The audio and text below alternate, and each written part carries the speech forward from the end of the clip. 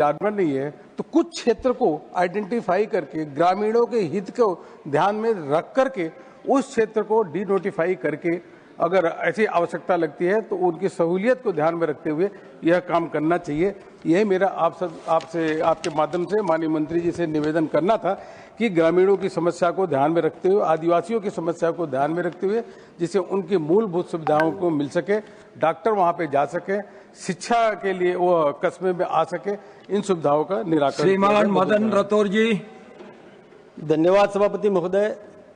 मैं आपके माध्यम से सरकार का ध्यान आकृष्ट करना चाहूँगा कि इन दिनों सोशल मीडिया प्लेटफॉर्म्स पर ऐसी घटिया रील्स और जारी की जा रही है जिससे हमारे सामाजिक रिश्तों को तार तार करने का एक षड्यंत्र लगता है।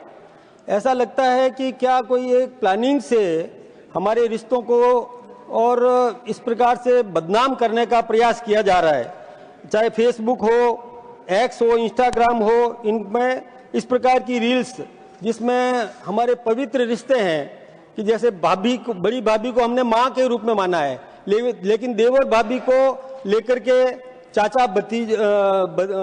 चाची भतीजा को लेकर के और इस प्रकार के ऐसे और रील्स बना करके और सोशल मीडिया पर डाला जा रहा है। अनचाहे लोगों को और देखने के लिए मजबूर कर रहे हैं। नाबालिग नौजवान या बच्चे और उसकी ओर आकर्षित होते हैं, जिससे हमारा सामाजिक रिश्ते बदनाम हो रहे हैं।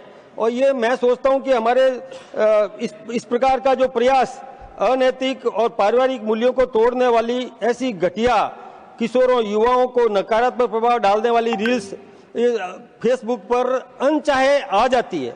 इसलिए मैं ये निवेदन करना चाहूँगा कि इस पर कठोर कानूनी कार्रवाई की जानी चाहिए। ऐसी रील्स को बनाने वालों को दंडित किया जाना चाहिए और जो इसको और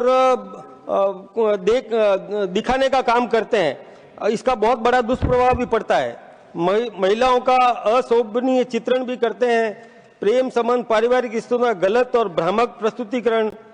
और मैं ऐसे हमारे यहाँ पर ऐसे एक्ट भी हैं, आईटी एक्ट 2000 और आईटी एक्ट 2021 में कुछ प्रावधान तो है, लेकिन ऐसे रील आधारित कंटेंट तेजी से फैलाने वाली अश्लील शॉर्ट वीडियोस पर नियंत्रण हेतु कठोर कानून बनाए जाने का मैं ये निवेदन करना चाहूँगा।